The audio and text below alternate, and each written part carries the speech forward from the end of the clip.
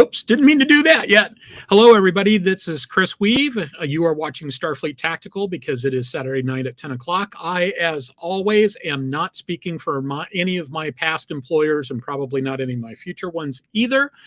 And I am solo tonight, which actually surprises me a little bit because Lissa said she was going to be here, but she's not here.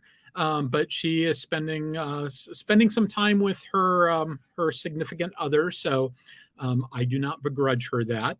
And I am perfectly capable of running the show by myself. So I'm going to be doing that. And so Wright says, good to see me off my back tonight. Yep, last week I was flat on my back because I thought I was having a kidney stone. And the reason why I thought I was having a kidney stone is because the day before, Friday morning, as I was getting ready to go into the office, because I'm starting to do that more and more, I picked up my backpack or my briefcase, which had a laptop, an iPad in a very, very heavy case that about doubles or maybe even triples the weight of the iPad, 25 ounces of liquid for later, a couple of notebooks, pad folio, one of my protein shakes, a bunch of stuff in it. It was a pretty heavy bag. And I went to pick it up and I sort of jerked it a little bit and I felt like I was being knifed in the kidney. And the last time I felt I was being knifed in the kidney, that specific kidney, it turned out to be a kidney stone. And that time when I had a kidney stone, when they did the CAT scan, they said it had a little brother that wasn't currently in play, but I expected it to, that at some point it could go into play. And so I thought, aha, the little brother is now causing problems, as little brothers sometimes do. My little brother is actually on the show tonight, or watching the show. So in any event, I had a CAT scan. I don't even remember how much of this I told you because I've told this story to so many people. Had a CAT scan Friday night, late Friday, and got results back on Saturday, but it was the overview results. And it said, oh, yeah, there's a kidney stone there. It wasn't until Monday when the urologist called up and said, yeah, you got a kidney stone, and it's in exactly the same place that it was 2 years ago. It has not moved. It hasn't gotten any bigger. So this isn't a kidney stone. You should go talk to your regular doctor. And we very quickly concluded, yeah, it's probably a muscle pull. A friend of mine confirmed that he had a muscle pull in that exact same place. And so that shit happens, right? And so, some muscle relaxants later and a lot of not ibuprofen, Tylenol, a lot of Tylenol later. I'm actually almost 100% again. Still dealing with a little bit of maybe, trying to figure out what's going on with the cardiac stuff, but at least as far as the kidney stones, I don't have one. So that's all good news, right? So in any event, tonight, let me go ahead and throw this up. Tonight, we're going to talk about, let me start off with some announcements. So the first one, the real big announcement is, and a bunch of you saw it on Facebook and have already congratulated me on it. So thank you very much. I have been invited to be the Marcon fan guest of honor. Marcon, I should have put it on the slide. Marcon is a science fiction convention in Columbus, Ohio. It's the last weekend in May, Memorial Weekend. And so Marcon died last year. Last year was the last Marcon. And then somebody immediately came along and cast a resurrection spell and brought it back from the dead. The nonprofit educational company that owned the organization, that owned the rights to the name, et cetera, that owned the concept of Marcon did not go bankrupt, but the nonprofit that was running Marcon did go bankrupt and they bowed out. And somebody came in, formed another corporation, another nonprofit, said, hey, can I do it? Did it. Thanks to, I think, to the good graces of Joelle Presby. Before I even found out that this was going on, Joelle had called her co-author, David Weber, and said, hey, David, how'd you like to be guest of honor for these guys? The local Royal Manticore Navy chapter is involved. It would be a really good thing for you to do. And so David Weber's going to be the guest of honor. Joelle's going to be an invited guest. Tom Pope from BU9 is an invited guest. I'm going to be there. Andy Presby is going to be there. Pat Doyle thinks that he's going to be there. And I'm doing something that I may conclude in the end that the experiment was a success and I should never do it again. But the current plan is I have, with my credit card, I have reserved a VIP suite. So basically, this is a space that's like 2 to 3 times the size of a regular hotel room. It's got a little sleeping room next to it. So it's got a regular hotel room next to it. And then I've also got the other room on the other side. And my plan is to basically run my own green room, my own con suite. I'm hoping to get all of my Bu9 colleagues to come. I'm hoping that I can get David to stop by. I've got some other plans for it that I need to work those plans. But I'm hoping that it's going to be a place where people like you folks, people who are Starfleet tactical people, Bu9 people, TRMN people, et cetera, can come and we can have some discussions about, how to. Basically, I want to do a live action audience version of this show. And so I may even try to schedule it. Maybe we'll even try doing the show with a live audience. I just had that idea. Maybe we should try doing the show with a live studio audience for once. Wouldn't that be cool?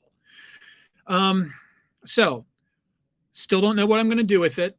Still trying to work it through. But keep that in mind if you've got the time and you'd like to go to lovely Columbus, Ohio. And oh, by the way, it's Columbus weekend, so I've got it for Thursday night, Friday, Saturday, and Sunday night, leaving Monday morning. So after the con, I'm expecting some stuff to happen on Sunday night. And then I'll go back home to Dayton, Ohio, the home of the National Museum of the United States Air Force, which is almost walking distance from my apartment. Well, it'll be a really long walk. I wouldn't want to do it. But it's about 3 miles away, maybe. And so I'm thinking, like, if there's a group of people that wants to come to Dayton, afterwards, if a bunch of you show up, if you want to come to Dayton afterwards, we'll go do a tour of the Air Force Museum. I'll even see if I can maybe talk to them ahead of time and see if there's a docent available or something like that. So all of these plans are still very much up in the air, still trying to figure out what I'm going to do, still need to talk to some people about doing some coordination, et cetera. But hey, party at Marcon. Come on by. Okay, so next thing on the agenda is my somewhat Chris-centric schedule. As you can see, there's an awful lot of maybes there. January 21st is a maybe because I'm going to Des Moines and I don't know exactly when I'm going to show up. I'm probably doing that show from my brother Delon's house. But if I drive to Des Moines on Saturday, I may decide that I'm too wiped out to do it. And I'll make the call before I leave, probably. But there's a possibility that there won't be a show next week. If I had to put money on it, I'd probably bet that there will be, but it's possible that there won't be. Following week is a yes, as is the week after, but 11, 18, and 25 February are a maybe because it's looking like I've got this business trip that's going to involve going to 2 places 1,000 miles apart. Yeah, basically. Yeah, maybe not. Actually, it's not 1,000. It's about 600 miles apart, but it's a big trip that potentially is going to eat up all 3 weekends by the time I add it all up. And so, it's unclear as to whether I'm going to be doing the show for one or more of those weekends. I have to sort of figure that out more as we get close to it. On my list of things to do is I'm going to do, I want to still do Renegade Legion Prefect. That's going to be 2 episodes. And so I thought about starting it today and then doing it next week. And it's like, the thing is, it's 2 episodes. That one's going to require some work. And because of the nature of it, which you'll figure out when I do it, I really kind of have to have the whole thing done. I can't really do it like I'm going to do this part and then I'll do it and then I'll do the other part. I really need to sort of set it up so that I complete both of them at the same time.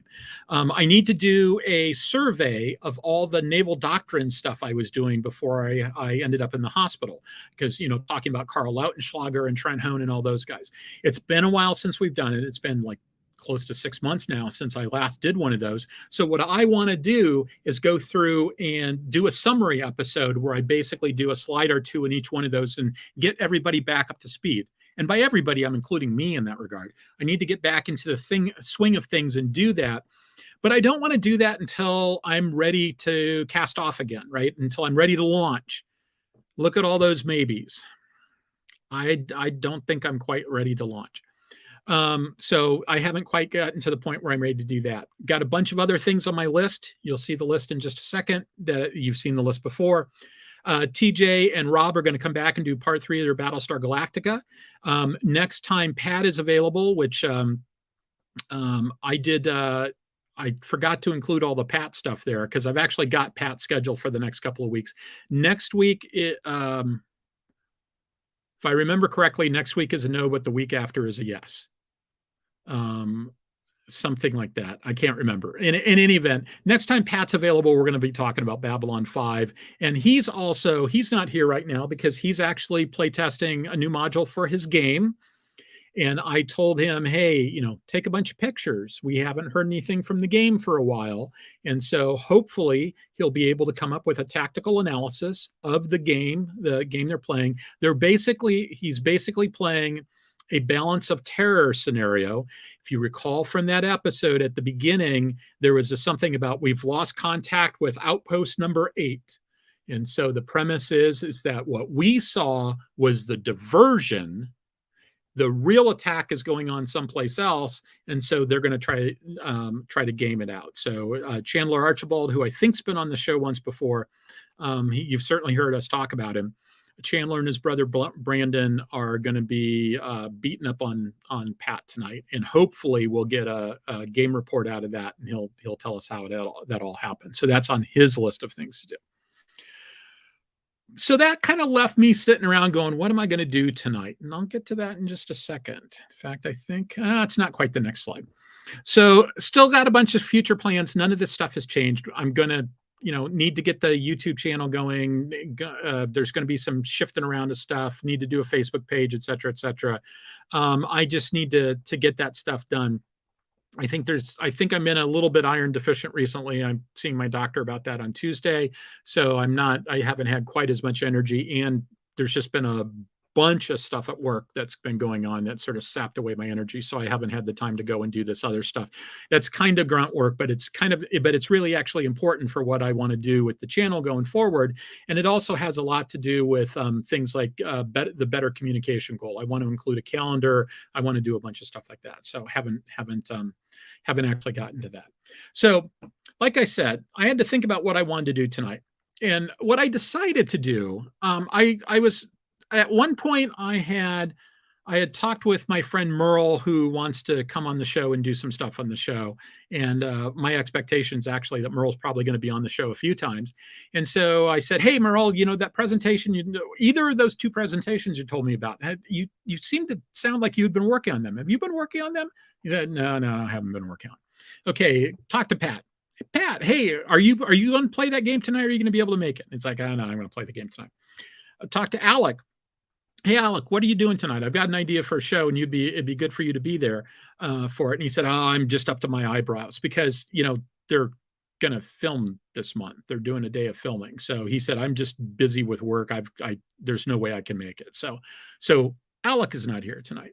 I talked with my friend Andy Presby. I told him about what the idea was, and he goes, oh yeah, that'd be fantastic, but I can't make it tonight because he's totally swamped. So I'm going to do this by myself. So I don't know if Pat's going to agree with the thoughts that I have, but if you leave me with the keys to the show, you get what you get. And so you guys are going to get what you get tonight.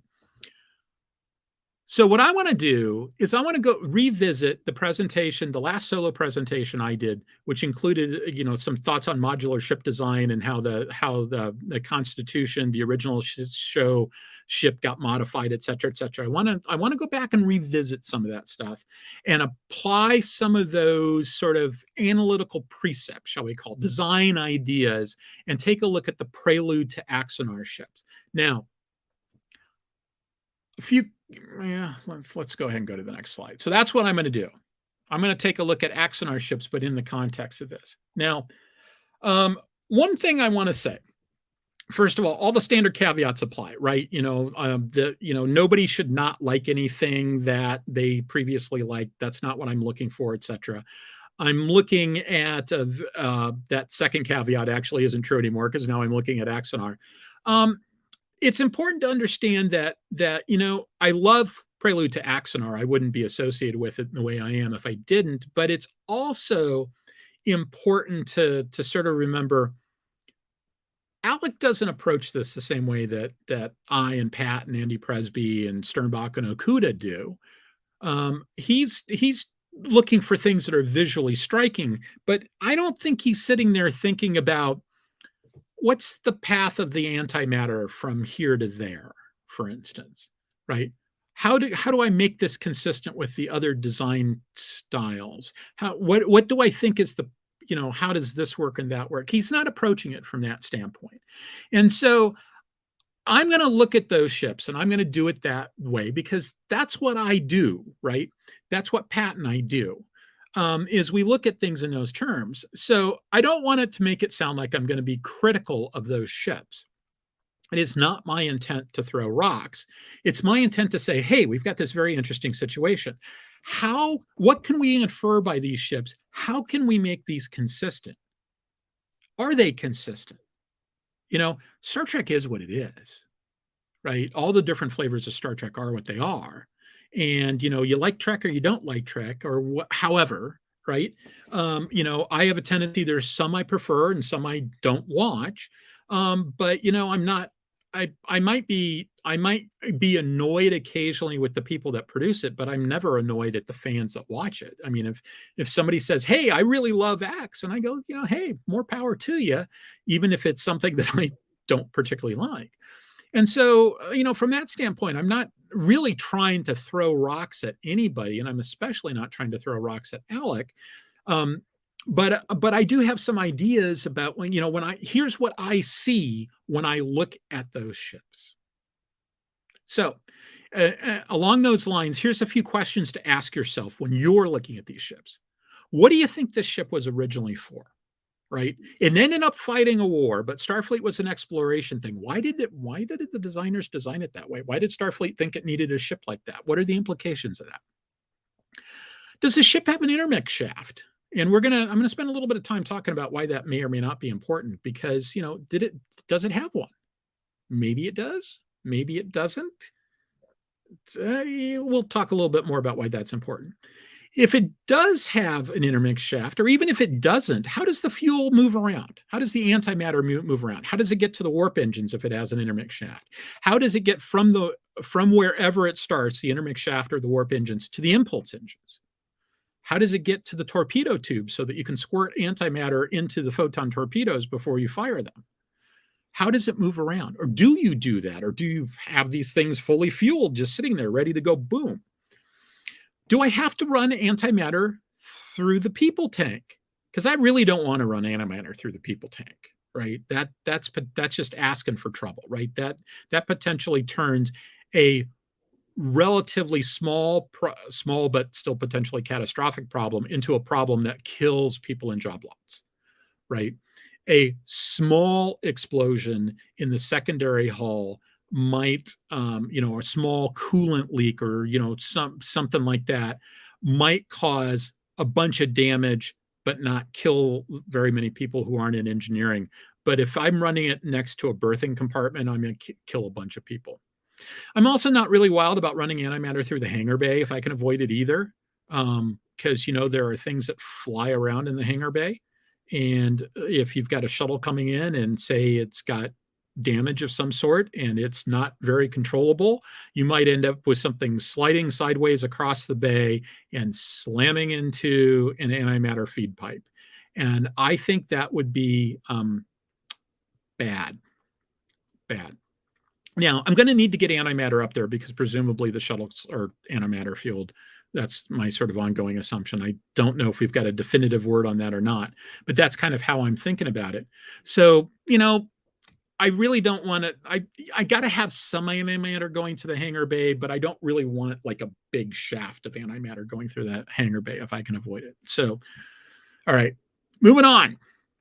So this was the baseline that I showed you last time, right? So think about this is the original that came from the making of Star Trek, and it is pretty clear to me that the old design Basically, the antimatter was in the warp engines, and to the degree that they moved any antimatter around, warp plasma, anything like that, to things like the impulse engines, they were talking about, something about the size of my thumb or maybe about the size of my fist, as opposed to a big tube like this, the sort that you'd need to move copious amounts to the warp engines. It seems to me that that's the way that it was originally intended. But the question is, when they added it for the Constitution 2 class, when they did the movie Enterprise, did they retcon the previous version? And also, how canonical was that really? Is that really the way it worked? Or not? Is that speculative? I mean, if nothing else, you look at it and you go, if you look at the shape of the secondary hull, that's not the shape of the model. The shape of the model is just a truncated sort of off-axis cylinder, a truncated cone off-axis. It doesn't have this nice swallow way. It's just basically, it's a cone with a scoop out of the rear at the bottom. So, already it doesn't match. But maybe their intention was in the long run that it looks more like this. And let's zoom in on that a little bit. Okay, so what we see here is just aft of the main deflector and up, you've got main engineering. And you've got an intermix shaft that goes all the way back and then feeds those warp engines. So that is just like the TMP style. If you look over on the right-hand side on the bottom right, you can see that's engineering. And it's hard to see, at least on this, maybe if you've got it on a bigger screen, but it's hard to see on my screen. But what at the very top of that cylinder, what you were looking at is very clearly the engineering set. And so in this conceptualization, main engineering is right there. The intermix shaft, you can tap off warp plasma and run it down to the navigational deflector. The rest of it goes back, and it's all running along the top of the ship. Now, there's a problem with that. And the problem with that is illustrated in the upper right-hand corner. The difference, in fact, let me go back two for just a second. That doesn't actually do a good job of showing it. Never mind. It's clear that if you look at the top one, the pylons are aimed at the center of rotation of the secondary hull, right? They're aimed right towards the center.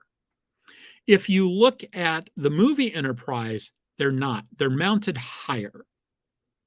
They're mounted in such a way, and they're at a different angle, and so the end result is they're not aimed at the center rotation. The place, if you drew lines to extend them, in the original series Enterprise, they extend in the very middle of the secondary hull. In the movie Enterprise, they do not. They intersect at a line at the top, and that sort of begs the question: if that's what's going on here, this design means that there's a kink in your shaft. There's a kink in the process. At some point, rather than just coming out of the intermix shaft and going up like that, it has to go horizontal and then come up, or at a different angle and then go up, etc. It basically has to go across. In fact, I think the mount point even, it's unclear in cutaways as to exactly where the mount point is, but the mount point, I think, is actually lower down. It's basically at the close to the bottom of the hangar bay, not at the top of the hangar bay like it appears to be there. And so the question is, what are you doing with that? How are they making that work? Does that make sense? Why would you do it that way? A lot of times the reason why you do it that way is because it's a TV show. I totally get that, right? But it's interesting to see if there's something subtle there that otherwise you'd miss if you didn't ask the question, or whether can we add some richness to it by coming up with a story that explains what's going on there. I don't have an answer to that. There's a lot of things in tonight's show that I'm not going to have an answer to. Okay, so next one. There's the Constitution refit. I'm not going to belabor this, but here's what the refit looks like. It's got the hangar bay and it's got this huge storage bay, which you see here in this one, right? So you got the hangar bay. You're looking aft in these examples, and the hangar base towards the back, and you've got all this storage reconfigurable space that you can either just use for storage, or you could conceivably set up a hospital or this or that or the other thing. A lot of cool stuff going on there. Okay, so I also talked about the Exeter. So this is not the Exeter model. This is just a model of a Constitution refit, but it's going to go into a model, and this one looks at all the things that I showed in the previous one, right? You got these big areas. You've got the elevator shafts there in the middle. Those are the things with the stripes. You get the hangar bay in the back. It shows how all that stuff works. And so the question is, was it always a big empty space like this? Do you believe that illustration from the making of Star Trek, or do you think that it was always a big thing like this? I love the Franz Joseph blueprints growing up, but I'm coming more and more to the conclusion that I like a world where it was always kind of like this, that it always had this big secondary hull. The alternative, Andy thinks it's a retcon, right? Andy thinks that actually Andy's retcon is that it didn't always look like this, or I guess it's not a retcon in his case. He thinks it never looked like that previously, but that when they came up with the intermix shaft and they did some other things and it made everything more efficient, and they basically took it into the yard and just gutted the inside of a secondary hull and turned it into something that looks like this. I kind of like the idea that it's a bigger, more open space, and it had an intermix shaft all along. Oh, there you can see that mount point. They're a lot higher. So if you've got an intermix, the mount point for the pylons, if you've got an intermix shaft that's running across the top there, it's at a really good angle to intersect those pylons. Okay, so more from this. That shows a little bit clearer as to exactly how the geometry of that works out. And now let's talk about what we see in some of the ships in Axanar. And so, first of all, when I look at the USS Ares, look at the size of that hangar bay as sort of, I mean, the secondary hull proportionally is very wide. Now, I don't know how big the ship is, right? I've never seen any stats that tell me how long it is, what it masses compared to, for instance, a Constitution class. So it may be that hangar bay isn't very big at all. Maybe the hangar bay is reasonably small. I don't think so, because we see the Ares on screen with ships that appear to have things that look more like traditional secondary hulls, like the Geronimo that we're going to look at in just a second. So I don't think that that's the case here, but it could be. But it also could be the case that thing has a honking huge hangar bay. I kind of like that idea. It's plausible that this design actually has an intermix shaft. You can see on the right-hand side, I put in some lines indicating exactly where, if they went straight, if you assume that it's a design principle, that you don't want to bend antimatter streams any more than you absolutely have to,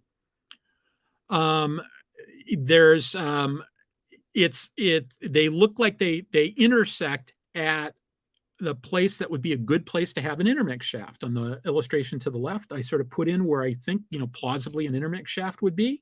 And that's the reason I picked that length so that I could kind of get it up near where the navigational deflector is going to be.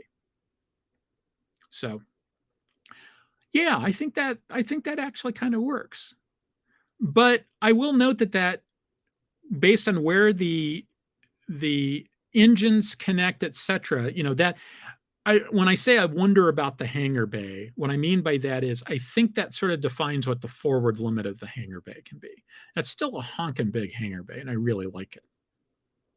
But I think you'd have a hard time making it go a little bit further forward than that. Okay, so next one.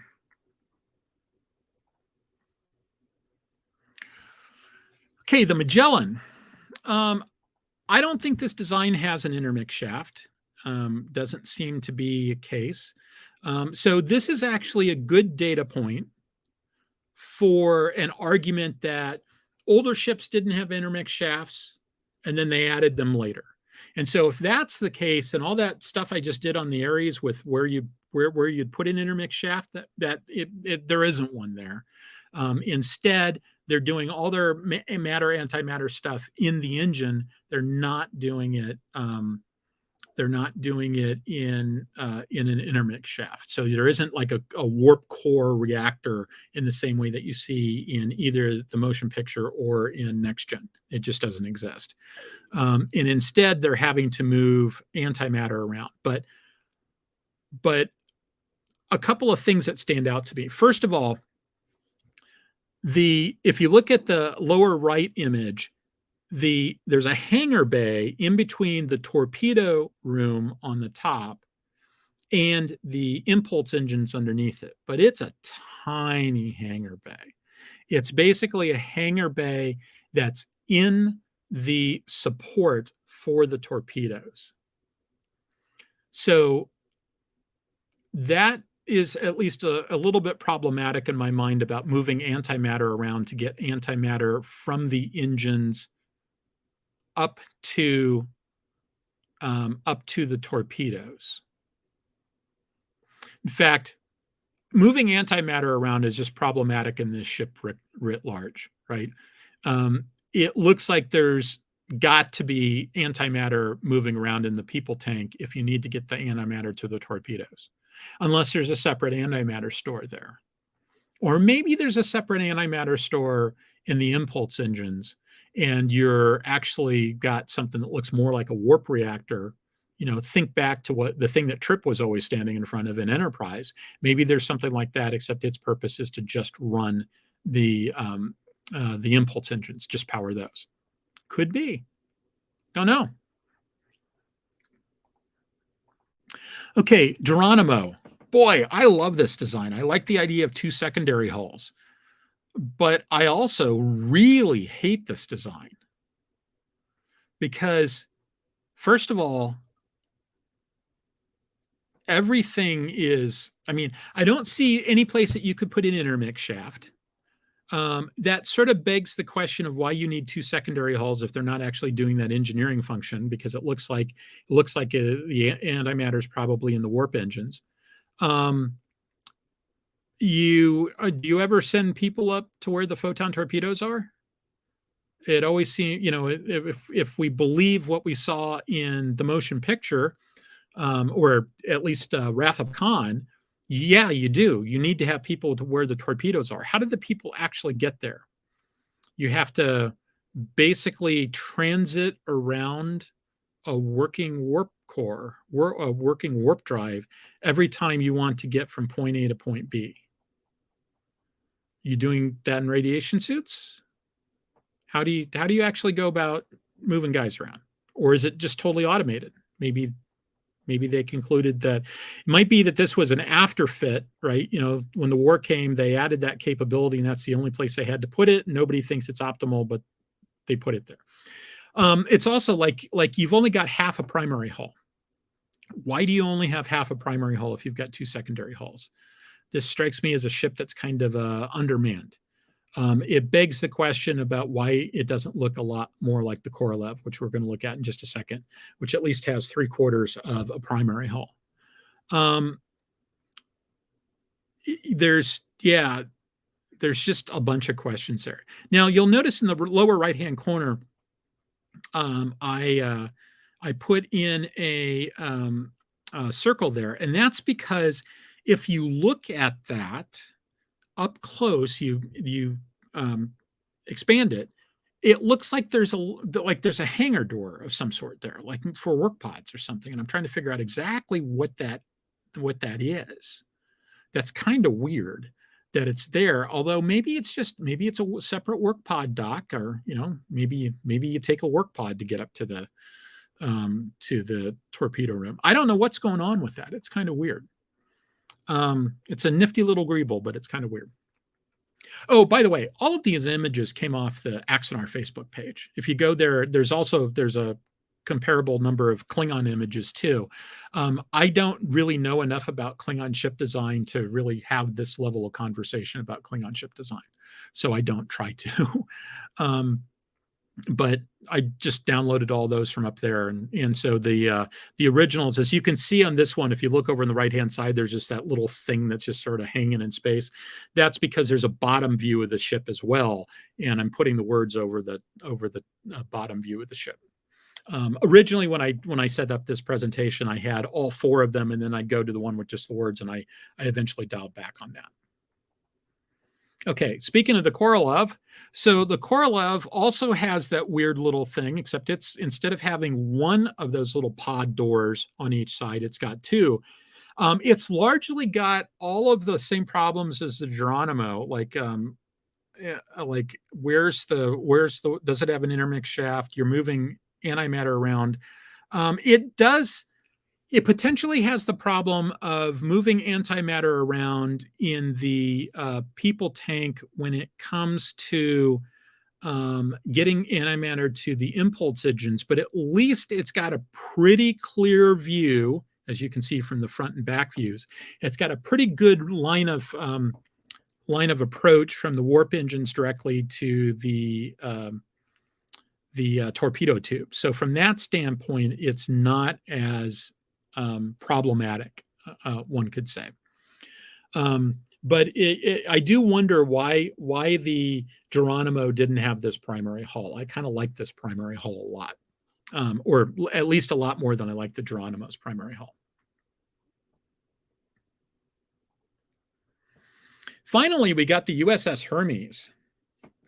And it's a standard Franz Joseph inspired destroyer. Now, it does beg the question of what exactly do you get with a destroyer or a scout, because we saw both of those in the Franz Joseph design. You know, why would Starfleet build this, right? I would argue, I think it is the case that these ships are not very speedy, or they're at least not any faster than the Enterprise is, or any other cruiser that's basically built on the same tech, because they've only got one engine, and you lose redundancy, and you have some other issues with only having one engine. Yeah, it's a smaller ship. It doesn't have a secondary hull, but do we think that the secondary hull masses more than the primary hull? If it doesn't mass more than the primary hull, then it's entirely possible that the power to weight ratio has actually gone down, not gone up. And so from that standpoint, I would like to make the argument that scouts and destroyers, and if you believe in these Franz Joseph designs, that I think that these designs are more about, they're more about cost than they are about a particular set of capability, right? They're not trying to get something that's particularly fast. What they're trying to do is get something that's cheap enough that they can afford a metric shit ton of them and send them out and do their thing. And so they're looking for coverage. They're not necessarily looking for speed.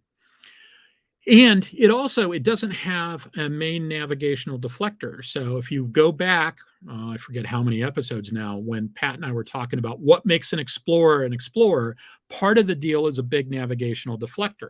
In fact, if we go back, let's go back to that double design, right? 2 navigational deflectors. I made the comment last time when I talked about that extra fan-produced ship at the end, that if you've got 2 navigational deflectors, what does that get you? And one of the things that I hypothesize it gets you is it gets you the ability to run a navigation. Either you run one deflector and you alternate it with the other deflector, and you can run them at max power more often, and you can buy yourself some extra speed that way. Or you run them at half power and you can just keep on going forever. Remember, the navigational deflectors, as we know from TNG, are basically, they're a warp-capable device themselves. They're doing all sorts of interesting things there. And so my belief is that having 2 navigational deflectors is useful for you, and that's why they have to. So this thing has 0 navigational deflectors. That we've seen other ships that have 0 navigational deflectors. We think that they play games with their warp field and their deflector screens to make up for the fact, they use their shields more to make up for the fact that they don't have a navigational deflector. But it's probably easier on the equipment if you actually have a navigational deflector and don't have to constantly do it the other way. Once again, antimatter in the people tank. I think if you're trying to get antimatter to those to the engine or to the torpedo tubes, you have to kind of run it around the people tank. So, okay. You remember last time I talked about this design, about how much I absolutely love this design. I found another couple of images of this design. I'm not going to include, I haven't included them in it, but there's another couple of images of it. What I like about it now, in some ways, it's kind of a hot mess, admittedly, and that's because it's got, I think that it doesn't need 2 roll bars. It certainly might not even need 1 roll bar, but I can tell myself a pretty nifty little story about them building this ship as maybe as a one-off, and it gets used as sort of a special project ship because it has all of that capability in the secondary hull. It's got 2 large secondary hulls, potentially 2 warp cores, 2 navigational deflectors, and that big area in between is a reconfigurable space. And so this is the perfect thing that you might want to use for something like you've got a special mission, you can configure it for it, or maybe it's just you're going to go off and do your exploration mission, and we know that 9 months from now you're going to stop by Beta Antares 4 and they need all this gear, and so we're just going to load it into you or have it. Or maybe that area is just filled with a metric shit ton of stuff that a colony might need, and they might say, hey, have you got any X? And it's like, why, yes, I've got 5 metric tons of that. Would you like a ton or 2? And they can send it down to them. And so I think that this is a very clever design. I should hate it because it's just kind of all over the place. And there's certainly things I would change, like how the engines are mounted, and I'd get rid of the roll bars, and the Mirandization of an Excelsior primary hull kind of strikes me as also being a little bit over the top, but I suspect that this thing is fast, if not maneuverable. Don't know if it'd be maneuverable or not, but I suspect this thing is very fast, and it's very capable in terms of its ability to just bring a bunch of stuff and dump it. I think it's pretty cool. So I found something else that kind of looks like it, right? In fact, I found it in the same place that I found the illustration that where it had other orthos like this of the other thing, the last ship I looked at. And so I think this is actually, I think it might actually be another variation of the same idea.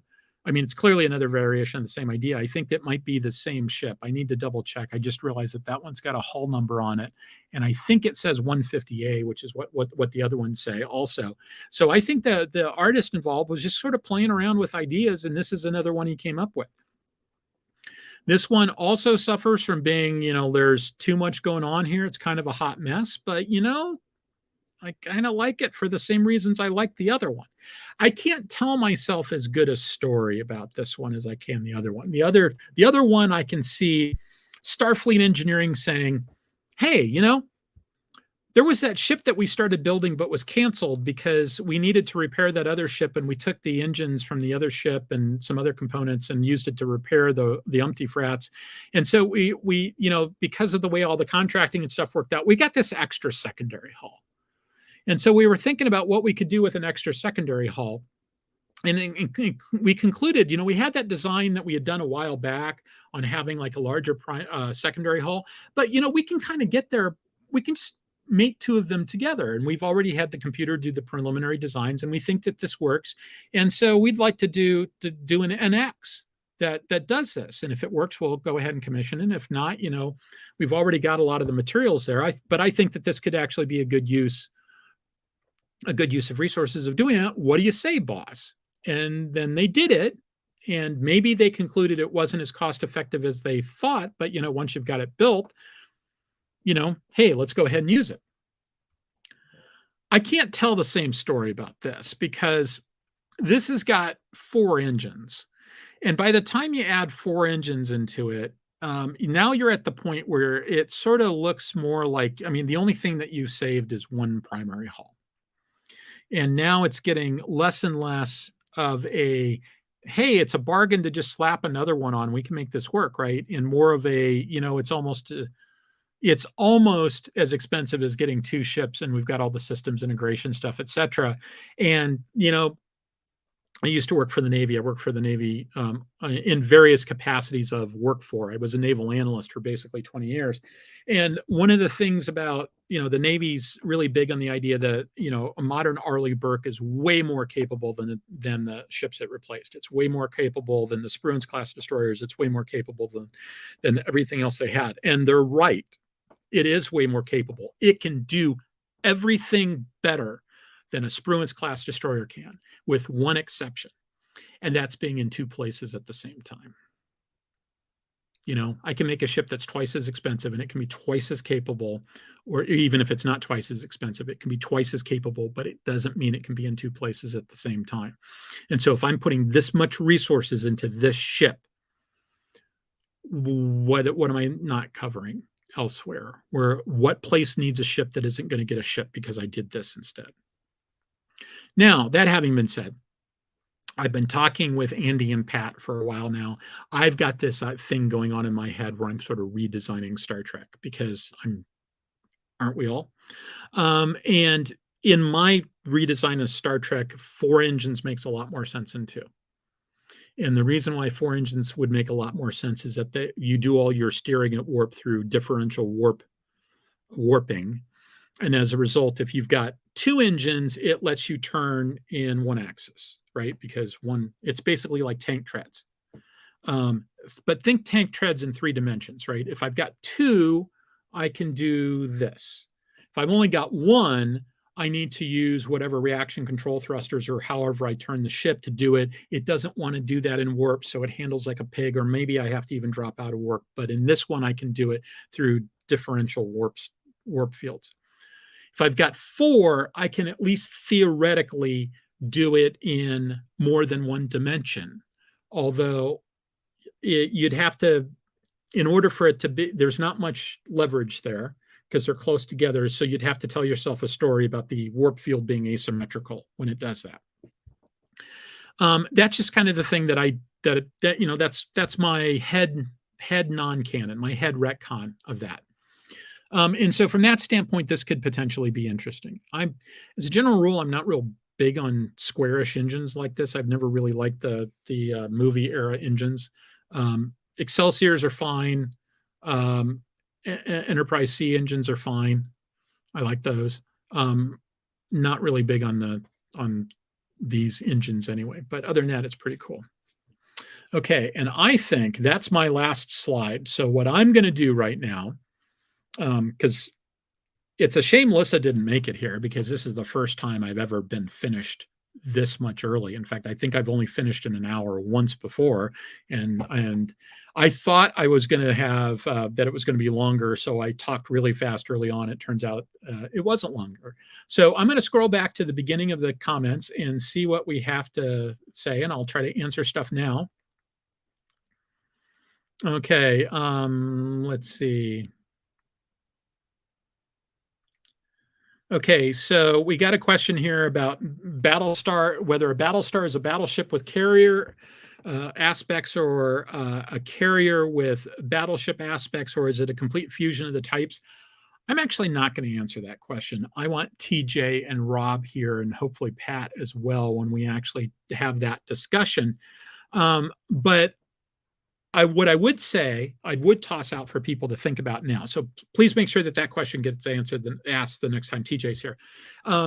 What I would say about that, though, is that remember, if you go back to all the naval stuff I did back before I spent some time in the ICU, back before July 25th,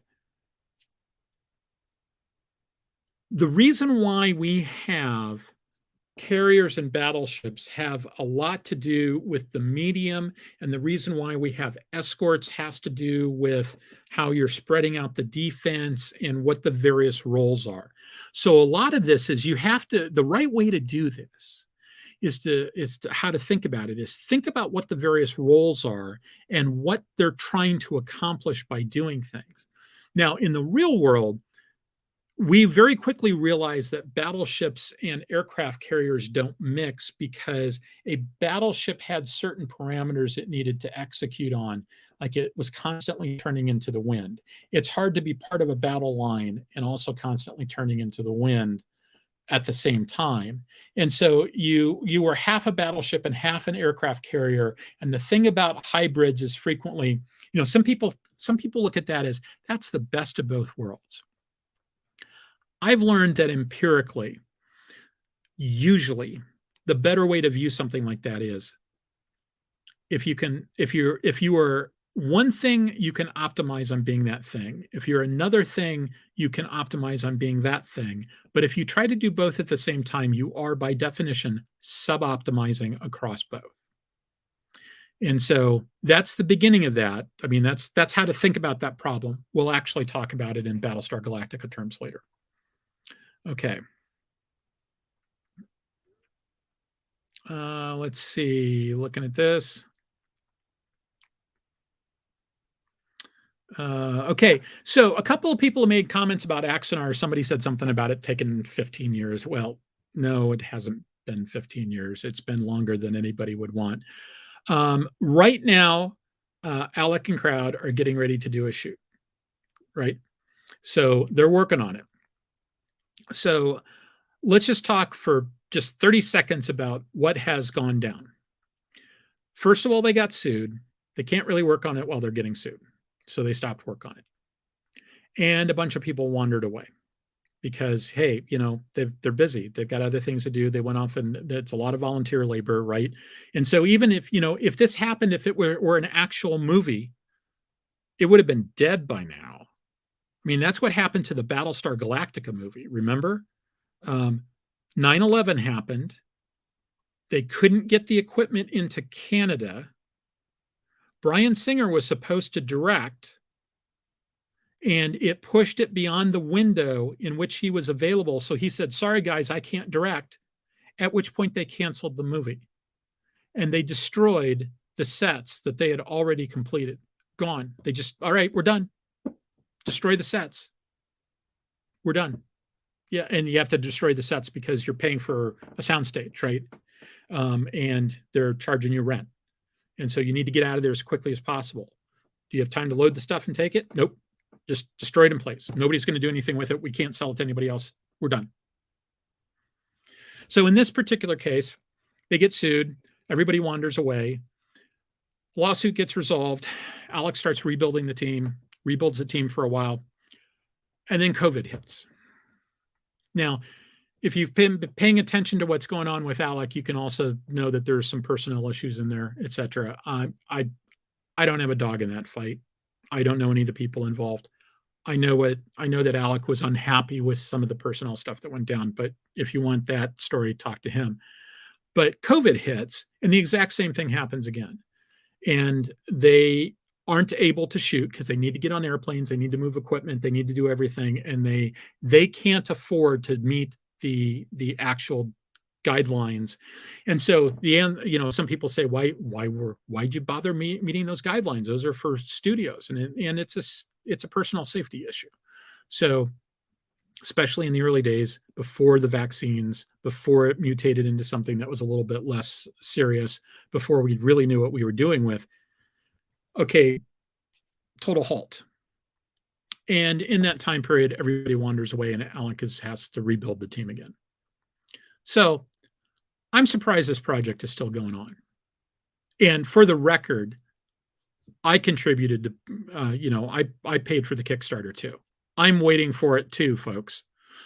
I'm anxious for it to come out too. I want to see it come out. I'd really like to see the original version. I've read the script. It was really cool. I have not read the script for the short version that we're going to get. I'd like to see it come out. But at this point, I'm just thankful considering how many pitches they've been hit by. Anybody else would have been carted off the field a long time ago. I'm just happy this project is not dead. Okay, so So a muscle pull is less complicated than a kidney stone. Yes, yes, it is. And I would not wish a kidney stone on my worst enemy. It's amazing. You can go from being perfectly fine to debilitating pain and nausea in 5 minutes. But I will say that Dilaudid, which is a morphine derivative, is very nice, very useful. Okay. Wright made the comment that he thinks today was a work day in the studios. Yeah, that wouldn't surprise me. Dana's usually there every weekend.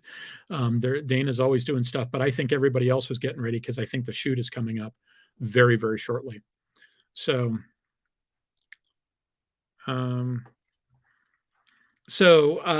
Geiger's Alien 1979 says, I'd love to learn more about the D6, its armor, its maneuverability, its weapons capability. I would too. It's a slick looking design. All the versions of the D6. I mean, I love the FASA D6 design. I thought it was a niftier design than the D7 was.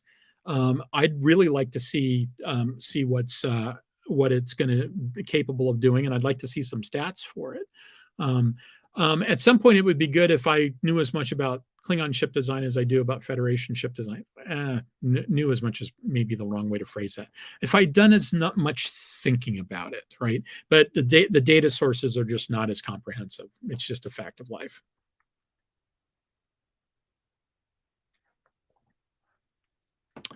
Yeah, Olive points out, I don't think the antimatter goes to the engine. The reactor uses the antimatter to make warp plasma, and that goes to the nacelles. It's pretty clear, I think, from the Next Gen Tech Manual that warp plasma has a lot of unburnt antimatter in it. And so the warp plasma, it's the best case scenario is you don't want warp plasma in the people tank, because it's also insanely dangerous.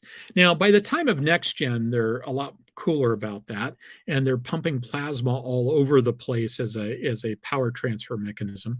And at some point, it would be good to have Andy Presby come on the show. I'm hoping he can at some point to explain that. He's got this power, Star Trek power talk. Andy spends a lot of time studying nuclear reactors. And by studying nuclear reactors, I mean he's a former submarine officer. He's been to reactor school. He designs spaceships for a living, like real world spaceships for a living. And so as a result of that, even though he would not be speaking for his employer while he was on the show, he can actually talk about real world science behind it all. In fact, he has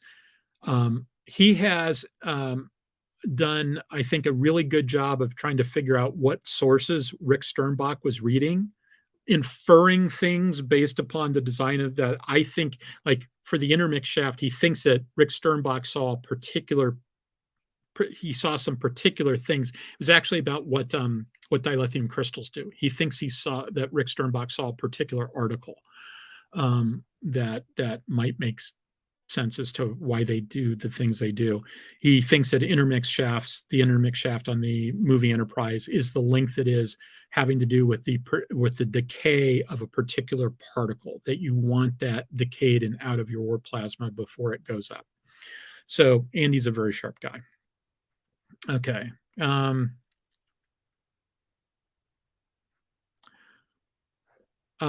As long as people don't inhale deeply, the antimatter won't hurt them. I don't think that's how that works. Yeah, some people talked about explodium consoles. I'm going to have to put. There's a cartoon I recently saw that involves these construction guys at Starfleet shipyard, and one of them's looking at the plans and he says, this can't be right. It says we're supposed to put explosives in the consoles. And it's like, no, that's the new design. You put explosives in all the consoles. Okay, cool. Let's see. Somebody says, I wonder where the balance point for the mass of a Constitution class is. Yeah, that's a good question. I also wonder what the mass of a Constitution class is, because we hear a lot of different numbers from both canon and non-canon sources. Trek Reviewer says, could they eject the warp core and toss? Well, Let me go back to that one illustration, because there was something there I didn't call out that's kind of interesting. Okay, so if you look in the lower right-hand corner, and at the top of that cylinder, you see the engine room. In fact, that sort of yellowish bit in the middle, if you zoom in on that, that's the thing with the wire grating at the back of the engineering that's got all the pipes in it. But at the very bottom, underneath that, you'll see there's a warp core, right? And that the warp core, in this case, there's a particular thing that comes up out of the floor of engineering, and the top of it there's the warp core. And underneath it, you'll see that there's like 6 bottles, or at least 6 rows of bottles. If you look over on the left-hand side, you can see sort of where that is. It's right above on where the word eject on the screen is now. If you look up, that's where those bottles are. And I think that's pretty clear to me that that's the antimatter, and that's how you eject the antimatter. Is basically you blow off the bottom of the hull there, and the antimatter goes out. And if you look, it looks like there's actually, like, they're trying to get a clear path for the warp core to eject out the bottom. At least I think that's what's going on there. Now, obviously, this is not a Canon source. This is somebody retconning it to make it fit. But I like that answer. I like that answer.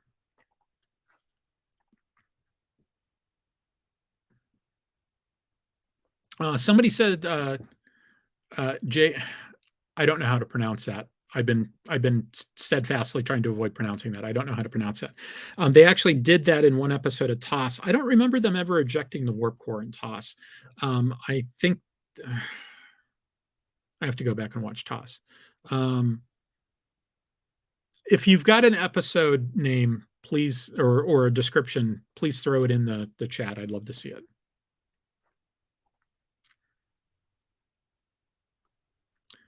Okay. Olive said he's really lost on what I'm talking about. Sorry, that was at 10:24. I don't know what I was talking about at 10:24.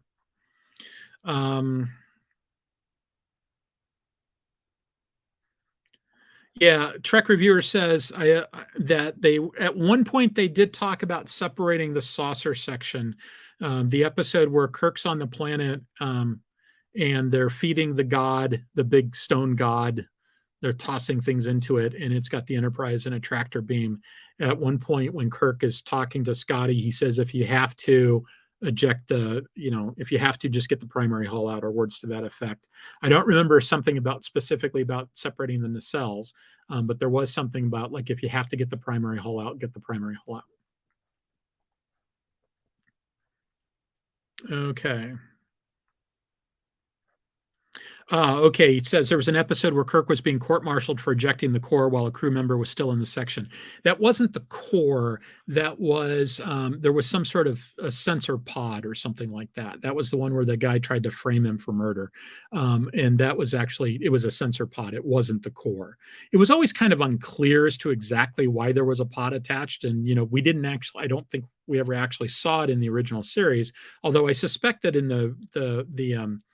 the upgraded version with the new special effects that we probably do see it. I don't know that for a fact, though, but that would be my guess.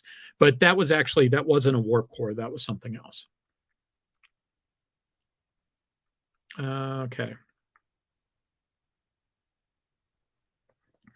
Yeah, Lance says something like, I always imagined that ships were hard to produce, so Starfleet would seek to refit some of the space frames where they could. Yeah, and, the thing is, the total and complete revision that they did, there's lots of explanations as to how you end up going from the original series Enterprise to the refit. And in some cases, they play the game of, there's been some people have written the story that, oh, wow, it is such a beloved ship that when they were going to scrap it, but it was so beloved that there was an uproar. And so they changed their mind and they didn't scrap it. And instead they did a refit. Okay, maybe.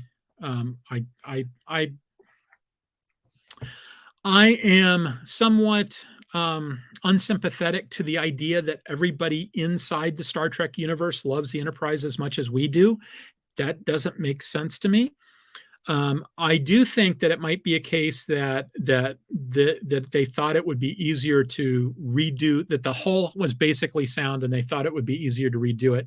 There have been instances in the past where to get around inconvenient laws, the United States Navy basically rebuilt a ship by removing the ship's wheel, throwing the rest of the ship away, building a new ship underneath it, and reattaching the ship's wheel. And it's got the same wheel, so it's the same ship. That's only a slight exaggeration. They basically disassembled some ships and rebuilt new ships with the parts, and got upgraded capabilities. I know of people that have done that with houses, and they kept one wall of the house and they threw everything else away, because that way they're remodeling as opposed to new construction. And there's a different set of rules for remodeling, a different permitting process, a lot faster, cheaper permitting process for a remodel than it is for a new house. And everybody just kind of goes, yeah, the law's written that way and you can get away with that. I know of at least one instance where the wall fell down and they had to build a new wall, a new fake wall. So it ended up being 100% new house, not a 98% new house. But so it might be that they're playing budget games or something like that also, that's why they did it. And they essentially got a brand new ship, but that's what they were willing to do it. Okay, let's see. Yeah, Trek Reviewer says it was an ion pod that got ejected.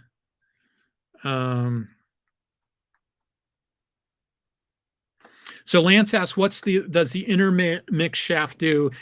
Does it make the engine design more power efficient and powerful? So basically, it's the warp reactor thing that we see.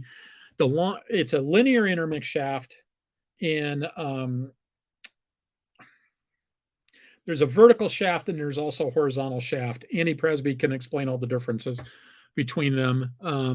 We see vertical shafts in some of the shows. We see the horizontal one taking it back to the warp engines, but that it's basically, it functions as the warp reactor, and it makes sure you start the reaction there, and then you pump all the plasma to where you need it. And so the argument goes that, hey, if you believe the story that it was a refit and they added this capability later on, what was going on there is that they came up with a new design that basically allowed them to put more of the engine turned into being about warp coils, and less of the engine was about power production. And you were better able to synchronize between the two engines because they were coming from a common source, and things along those lines. And it basically, allowed you to make the engines bigger without making the nacelles appreciably bigger. And so that's basically the argument that goes there. Like I said, at some point I'm going to have Andy on, and he can do his talk, and it's pretty good.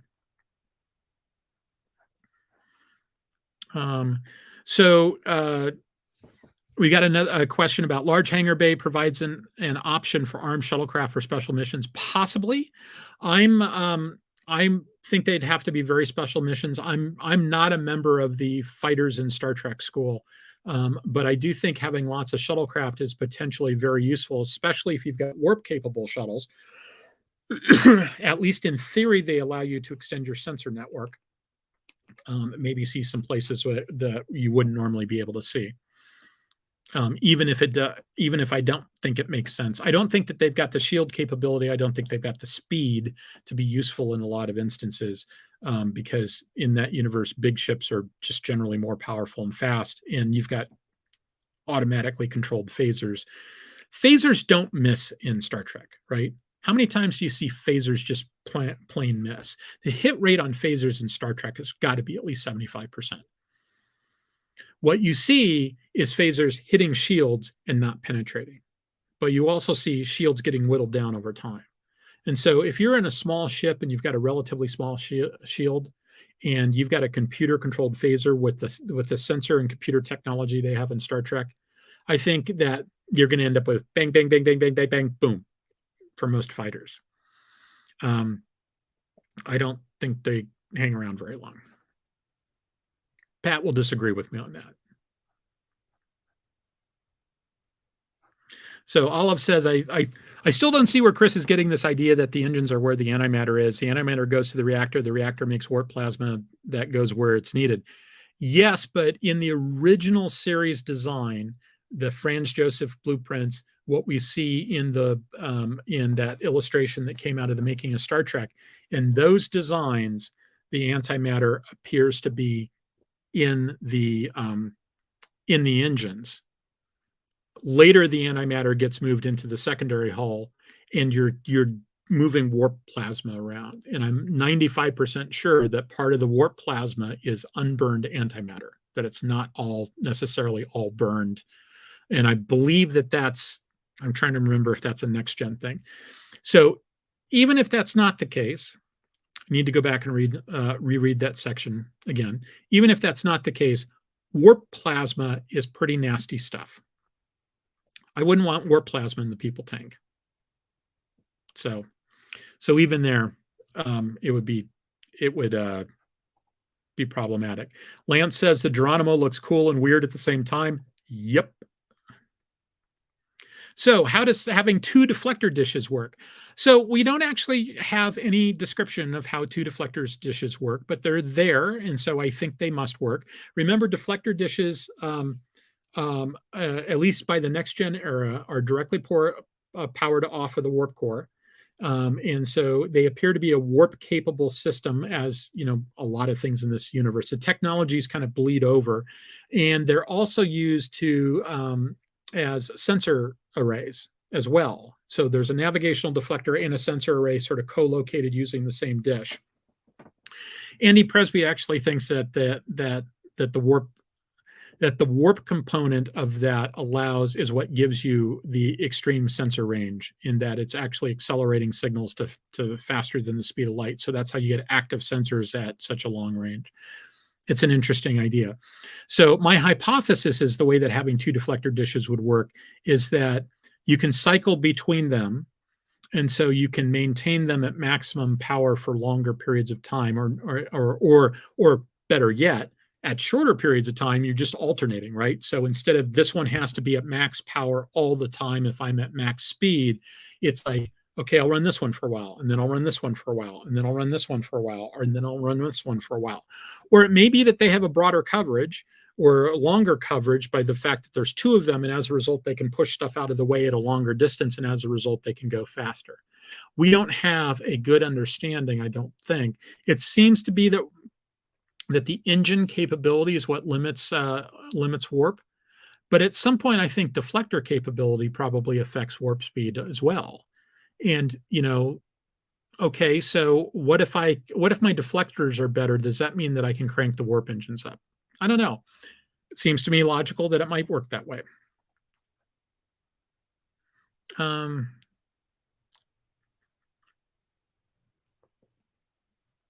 Yeah, Olive points out that photon warheads are obviously a shirt sleeve operation in service, which just baffles the shit out of me. So, yeah, that is true. These ships don't look like they have a very powerful warp core output. Remember, these are all ships before the Constitution class came around. So these ships are actually, these are old ships, right? These are ships that were, these are the ships that Ensign Kirk grew up on, right? These are the ships that were brand spanking new when Pike, before Pike got his command. And so they're old and they're small and probably underpowered, especially for warships. Lance also says Hermes looks underpowered. Yeah, I really think it is underpowered. I think this is a case of they're willing to deal with something that's underpowered because it's cheap, right? I can build two for the cost of one cruiser, and so I can send them out to two different places. So I'm willing to deal with the fact it's a little bit slower, it's a little bit underpowered. Trek Reviewer says, could the warp core of the Geronimo be in the saucer? Yeah, but people tank. Don't want that in the people tank. because you've got to store the antimatter somewhere too. That's the other thing about these is if the warp core is in the saucer, you got to get the antimatter to the warp core, and you can do that in two ways. You can either pipe the antimatter from some long distance, or you can put the antimatter in the people tank too. And I really don't like either of those options. Both of those options make the risk management guy in me just have the heebie-jeebies. Yeah, Miranda class has the same issues. Yep, totally and completely agree. Miranda class is a later design. And so I think one of the things to remember about Star Trek is that if you look at the total corpus of the Star Trek work, we've got everything from Enterprise to Next Gen and beyond. We got a couple of 100 years worth of data points there, right? It would be silly to think that engineering standards stay the same. 200 years ago, the United States Navy had sailing ships. I think their engineering standards have changed. And so I suspect, early on, it's like, yeah, we would never do that if we could possibly avoid it, right? That would be bad. And then later on, it's like, our safety stuff is really, really good, right? We're at the point where, the stuff we got now just doesn't fail. Our engineering is really good, where we know what we're doing. You see that in a lot of things now, like for instance, touchscreens are everywhere, right? Touchscreens are involved in a bunch of things that you would never have used a touchscreen for. But how many times has a touchscreen failed versus a mechanical component? We've gotten to the early on, electronics are less reliable. Now they're more reliable. And so it changes how the entire design stuff works. Like it used to be, like for airliners and stuff like that, it used to be that the default was that something would be on, right? The thing is on. And that's because you need to be able to tell if it's working. It needs to glow so you know that it's working. Nowadays, not so much. Because you don't really, light emitting diodes just generally don't go bad. And, do a quick test. Yeah, they're all working. I can leave it off and it will come on if it needs to tell me something. And so it's a difference in design philosophy. And so I think that what we've got here is a lot of data points about how Starfleet design philosophy has changed over time. And we need to sort of sort through it and try to figure out how that all fits together. And tell ourselves the story about how it all fits together, because I can guarantee you Rick Berman did not have this conversation going on in his head when he was making Star Trek. It didn't, right? Okuda, yes. Sternbach, yes. Berman, no. Okay.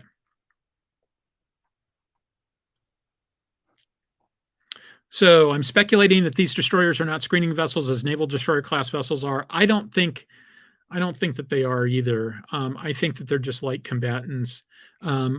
Screening stuff is a very interesting thing. If you go back to, I spend a lot of time talking about how escorts came about, right?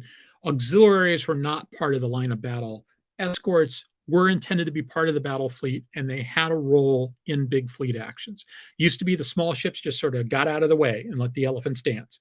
That's not, start at the 20th century, that all changed. And now you've got small ships that are part of the battle. They're intended to be there. These destroyers, I'm not sure we know what they're there for. I'm not sure. I don't know if that ship is actually considered a destroyer. Might be considered a scout.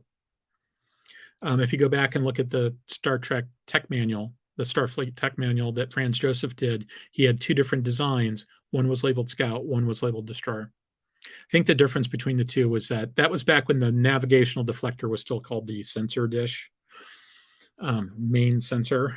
And so I think the difference was the scout had a sensor and the destroyer didn't, if I remember correctly.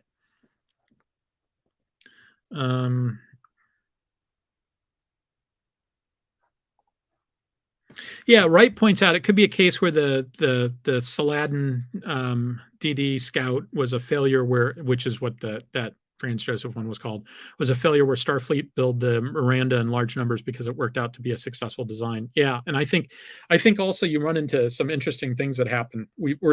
We're seeing it happen with the B-52 also. The B-52 was a relatively crude design. It was intended to be sort of an interim design, and it was something that they needed to get together fast because the B-47 wasn't going to be able to sort of carry the load for very long. They needed a longer range bomber that was less problematic than the B-47. So they built the B-52, and they built it like a brick shit house because that was the easiest thing to do in the shortest period of time. And they built a shit ton of them.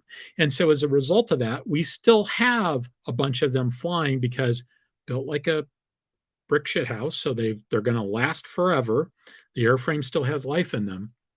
And because we built so many, if we wanted to say we wanted to keep the B-52 and get rid of the B-52 and keep the B-1, we don't have enough B-1s to actually do the mission we want to do.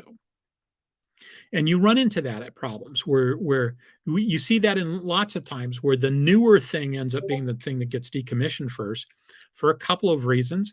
Turns out the newer thing is way more expensive to operate. The newer thing is not as robust, or sometimes it's just I'm going to have to keep some of the older thing because I don't have enough of the newer thing because of when I built it. I was, filling a hole in the fleet. I don't have enough of the newer thing to standardize on only it.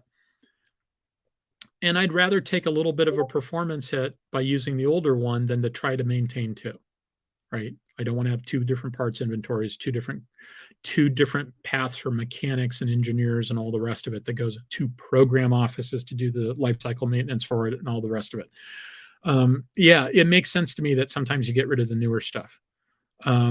Sometimes you build the newer stuff with capabilities the old stuff didn't have for whatever reason. It might have been a special order thing. It might have been, the threats changed. It might be we're not doing it the same way.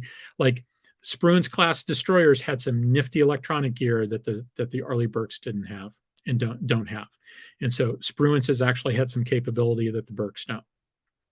Overall, the Burke is a much superior platform.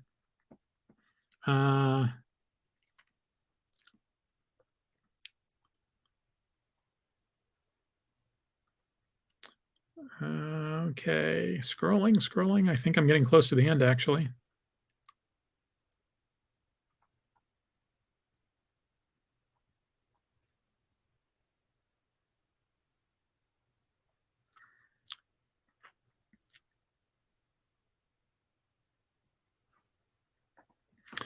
So Wright asked, I haven't seen the data about the Constellation class frigates. This is real world Navy stuff about its actual mission loadout via Burke or versus a Burke. Are we back to a high-low mix? I don't know. I haven't seen that information either. And I haven't been paying as much attention to it because it's no longer my day job to know that stuff. But it's possible. The high-low mix was actually the thing about the high-low mix. A big chunk of the justification for the original high-low mix was the idea that not just that I needed to have lots of cheaper platforms to spread them out, but because the idea that when the balloon went up, the Russians were going to go nuclear early. And so basically anything that was forward deployed, we were probably going to lose. And as a result of that, we didn't want to lose the good stuff. So as Zumwalt originally conceived it, it would be more along the lines of the low end of the high-low mix would be sort of the day-to-day workhorses that were out. And the high end would be more like the Navy in the interwar period, where you were based at home. You weren't based out. You would go out and deploy a bunch, and you go out. It's not that you were just sitting in port not doing anything. The United States Navy in the interwar period was very, very active. They spent a lot of time at sea. They spent a lot of time drilling. But what they didn't do is spend a lot of time on foreign stations. As a general rule, they stayed close to the U.S., right? In the Pacific, they stayed between the U.S. and Hawaii. In the Atlantic, maybe they ranged a little bit longer around the Atlantic. They spent a lot of time in the Caribbean, right? So they kind of stayed in the backyard, but they spent a lot of time practicing. And so Zumwalt's originally conceptualization of the high-low mix was sort of that the high component would be sort of closer to home. That's not what we ended up doing because we never really built the full thing. We basically just built the Perrys. That's about it. And Perrys got used as sort of escorts. They got used for anti-submarine warfare. And the idea was in time of war, they would be escorting convoys. Because they were an anti-submarine warfare platform that had some self-defense capability against airplanes. So, Stephen Ross says, "My God, man, you vindicated the Constellation class." Yeah, actually, that in fact, my thinking about this started thinking about the Constellation class. What he's talking about is the idea of 4 engines and why you would do that, and some other stuff like that. That's what kind of what got this all started off with Andy Presby saying something to me like because I saw some 4-engine design for something else, and I said, "Oh, I kind of like that." And he goes, "Yeah, you always seem to like the 4-engine designs." I traditionally didn't like the Constellation class. I thought it was kind of a goofy 4-engine design, but I could see why it would make sense. Now, in the actual canon, I've already given the long explanation about how I think it works in the actual canon. That was when in the episode we were talking about explorers versus non-explorers. That one's probably worth looking up if anybody's got questions about that.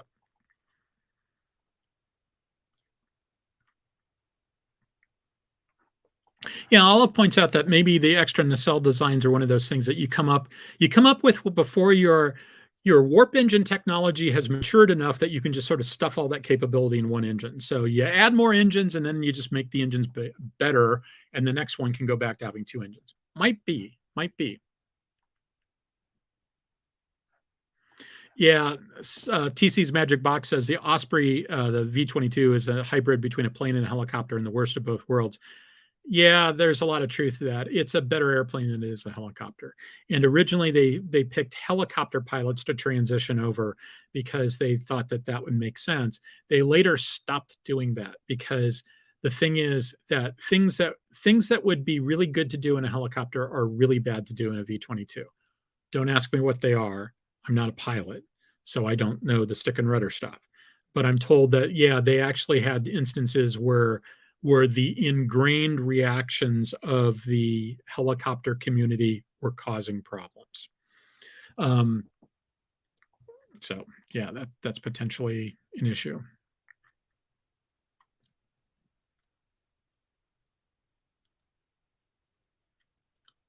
Okay, so TJ Zizadlo said hello at 10:54.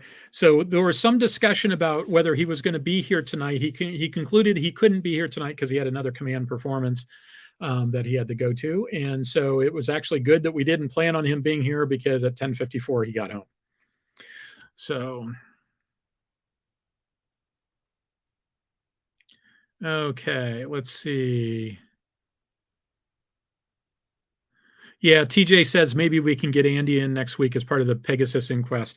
I don't think that's going to happen anytime soon because he's got 2 children under 5. And the issue is he doesn't have a place where he can set up and have this conversation at 10 o'clock at night that isn't going to keep inquisitive children who don't like going to bed from understanding that daddy's doing something downstairs and maybe they should go help him.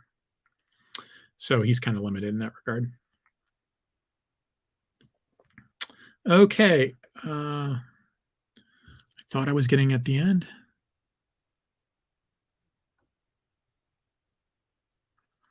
So Kingdom of Vinland says, I wonder if an antimatter annihilation reactor would ever be used in real life. It seems to me too dangerous to be used.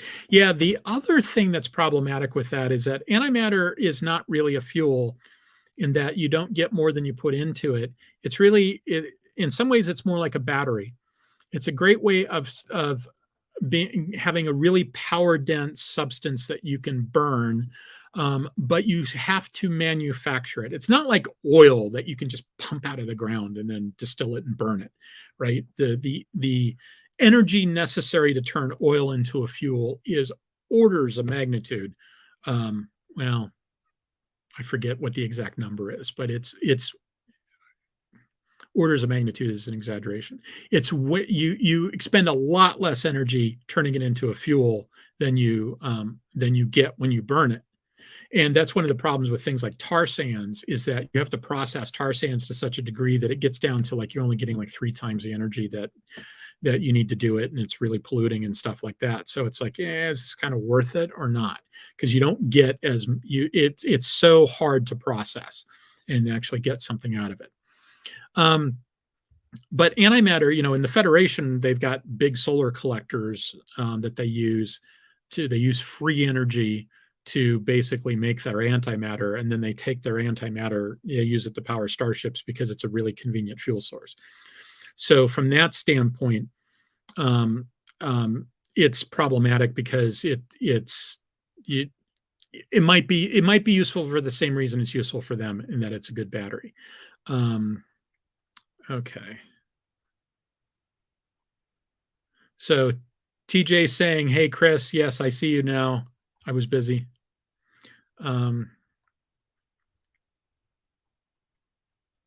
Okay, going through here.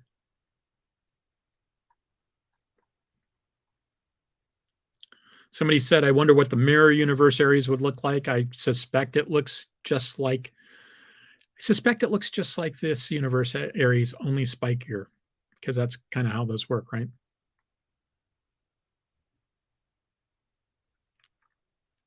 Okay.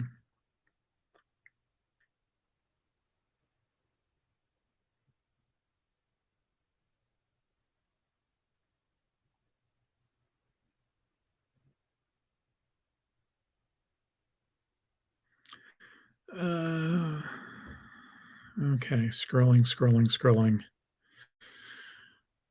think I'm getting close to the end. Yep, I've gotten caught up here.